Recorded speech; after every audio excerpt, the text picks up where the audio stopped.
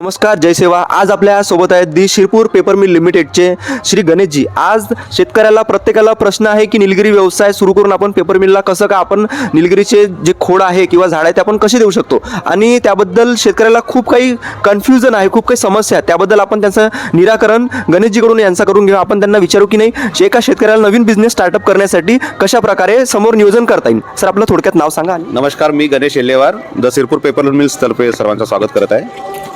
बोला सर.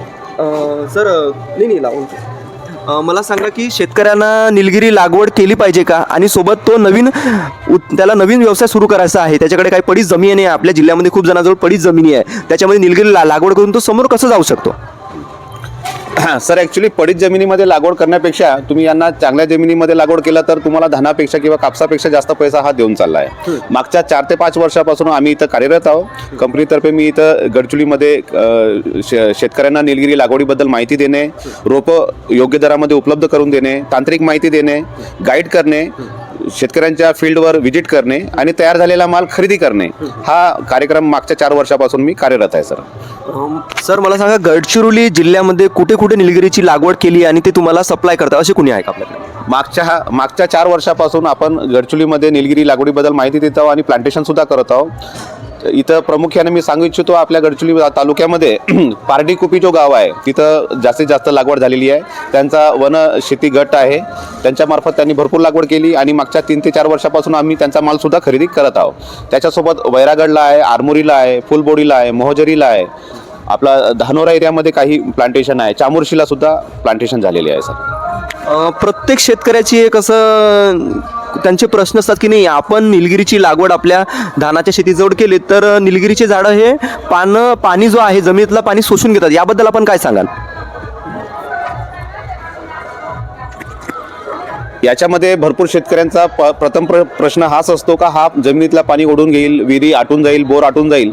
पण मी या माध्यमातून सर्वांना सांगू इच्छितो का हा एक क्लोनल रोप आहे, याला सोटमूड म्हणजे टॅपरूट राहत नाही आणि याचे जे मुरं आहे ते जमिनीच्या व्हर्टिकल न जाता होरिझॉन्टल जातात. याला तंतुमय मुरं जास्त असतात, त्याच्यामुळे आणि 3 ते 3.5 फुटाच्या वर हे क्लोनल रोपांचे जे मुळं आहे ते जात नाही. त्याच्यामुळे जमिनीतल्या पाणी ओढण्याचा जो प्रश्न आहे तो तिथंच तुम्ही जर फोटो जर बघत असेल तर या फोटोमध्ये दिसत आहे की त्यांचे जे मुरं आहे ते जास्त डीपमध्ये न जाता जमिनीच्या होरिझॉन्टल जात असते.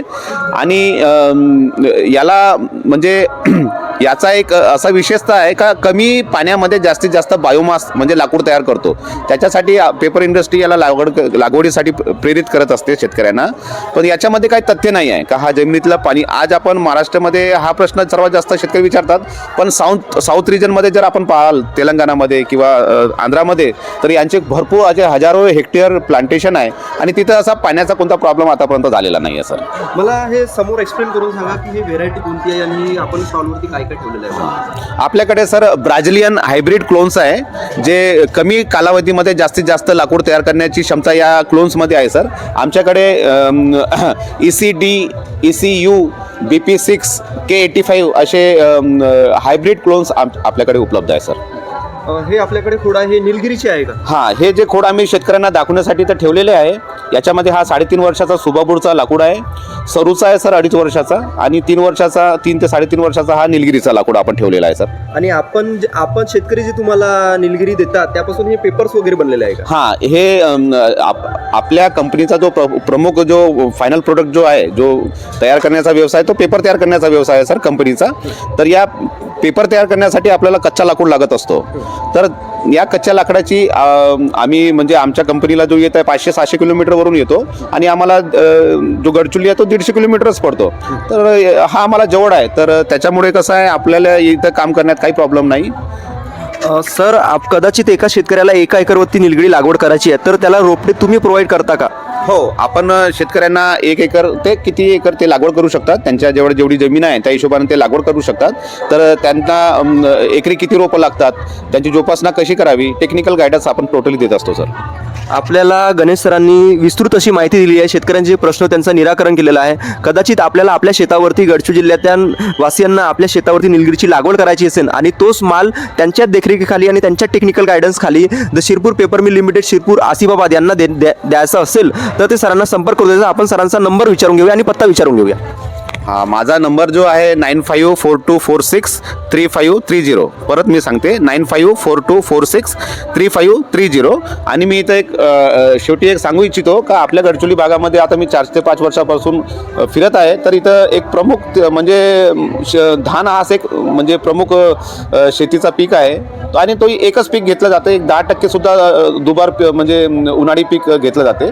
तर जर निलगिरी जर लागवड केली म्हणजे माझं असं म्हणणं नाही का पूर्ण क्षेत्र लावा, कोणाकडे 4-5 एकर क्षेत्र असेल तर 1 एकर लागवड करून बघा.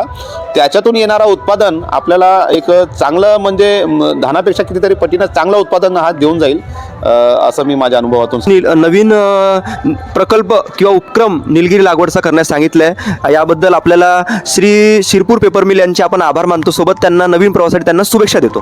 Thank you sir. नमस्कार.